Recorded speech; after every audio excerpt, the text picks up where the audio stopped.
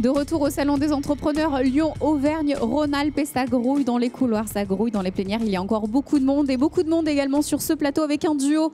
Delphine Berru, vous êtes fondatrice de CDFP. C'est un cabinet conseil. Alors vous êtes lauréate du concours LVE 2015 et votre entreprise aide les établissements recevant du public à prévenir les risques bactériologiques et hydrauliques et aux installations sanitaires. Un beau programme, bonjour. Oui, bonjour. Oui, en fait, j'accompagne les structures d'établissements qui reçoivent du public, d'établissements et voilà, pour tout ce qui est la gestion du risque légionnel, donc gestion hydraulique et légionnelle. Donc j'accompagne de façon très ponctuelle ou de façon continue sur mesure. Voilà. Voilà, et on va pouvoir parler de la genèse de ce projet. À vos côtés, une accompagnatrice dans la création, Marie-Colombe Trollet, bienvenue. Vous êtes chargée d'accompagnement à la création d'entreprise au CIDFF. Beaucoup de personnes le connaissent donc dans le Rhône. C'est le Centre d'information sur les droits des femmes et des familles. Bienvenue. Merci. Alors, on va expliquer, donner les clés. Comment est-ce que ce profil vous intéressait et comment vous avez pu l'aider? Alors, on revient sur donc, le cabinet de conseil de Delphine. Quelle est la genèse de ce projet? Pourquoi vous le lancez dans ce concept? Comment c'est parti cette histoire en fait? En fait, moi j'ai 14 ans d'expérience en tant que conseil. Alors jusqu'à maintenant en tant que salarié. Donc ça fait 14 ans que je suis expert des réseaux d'eau. Voilà. On m'appelle la fille de l'eau parce que c'est un métier un peu compliqué et à part. Donc voilà, et je me suis enfin décidée à créer ma propre structure quand la stratégie commerciale de mon ancienne entreprise a commencé à dévier par rapport à ma vision du métier. Et voilà. C'était quand? Donc ça s'est passé quand cette aventure? Ça s'est passé l'année dernière, il y a à peu près quasiment un an en fait. Et c'est à partir d'un an où j'ai commencé aussi à réfléchir sur quoi faire d'autre. Bon, il s'avère que je ne sais faire que ça et que j'adore ce métier. Et donc, je me suis orientée auprès de Marie-Colombe pour mettre en place le projet, définir le projet. Alors, pourquoi justement le CDFF? Parce qu'on sait qu'aujourd'hui, sur la place lyonnaise, et on le voit au Salon des entrepreneurs de Lyon, de nombreux acteurs sont là pour nous épauler dans l'accompagnement, au niveau de la création que du développement. Pourquoi le CDFF? Comment est-ce que l'idée est venue et qu'est-ce qui vous a plu dans leur service? J'allais dire l'opportunité, parce qu'en fait, moi, je suis passée par la CCI qui m'a donc orientée vers plusieurs associations, effectivement. Et puis alors, j'allais dire que c'est Marie-Colombe, c'est la première qui a décroché. Non, mais en fait, effectivement, c'est Marie-Colombe, la première qui a décroché, qui m'a donné un rendez-vous. Et c'est vrai qu'après, une fois sur place, le feeling est bien passé et a accepté de suivre mon projet et de le voir grandir, de la mise en page jusqu'au montage du projet économique. Alors Marie-Colombe, je m'adresse à vous au CDFF. Comment ça se passe quand on est une femme porteuse de projet? Vous décrochez le téléphone et quels sont les services que vous proposez à ces femmes? Alors, le Centre d'information sur les droits des femmes et des familles, on est une association qui fait beaucoup de choses et bien au-delà de la création d'activités.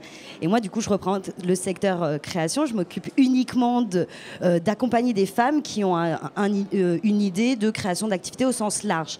Donc, j'accompagne toute femme, quel que soit leur stade d'avancement ou leur statut, demandeur d'emploi ou salarié en entreprise.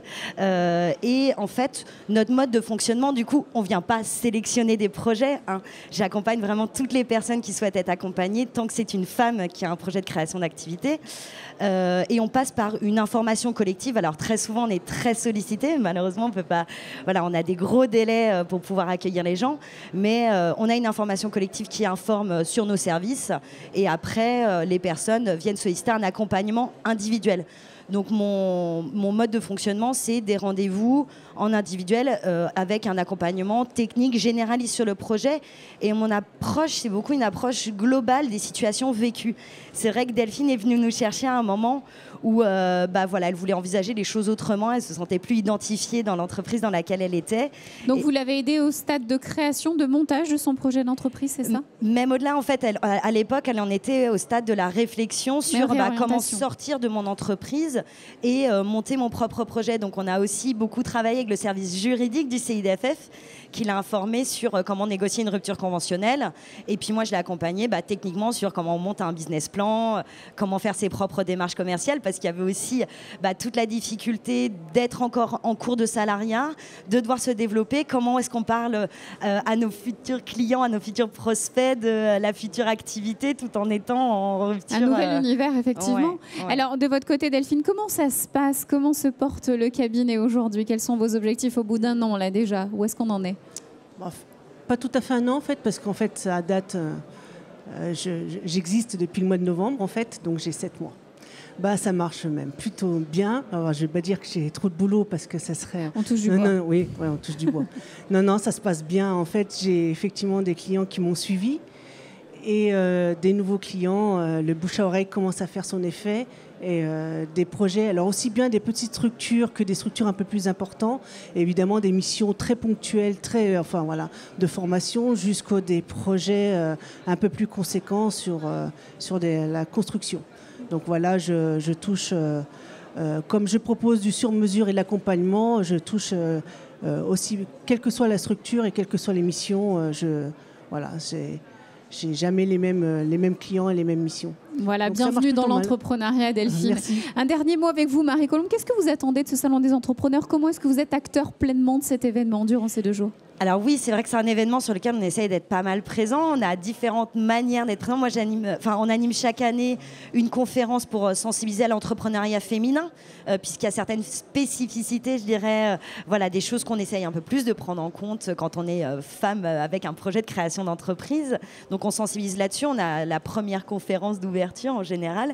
Et puis, je suis présente sur le stand Lyon-Ville de l'entrepreneuriat et le stand de la Caisse des dépôts sur l'entrepreneuriat féminin, avec tous les autres réseaux qui gravitent autour de l'entrepreneuriat féminin. On a de la chance à Lyon d'avoir beaucoup de structures. Donc voilà, j'essaye d'informer un maximum de personnes par rapport au stade où ils en sont, sur qui est-ce qu'ils peuvent rencontrer, que ce soit dans le cadre du réseau Lyon-Ville de l'entrepreneuriat, en dehors, leur donner quelques billes pour pouvoir avancer sur leur projet.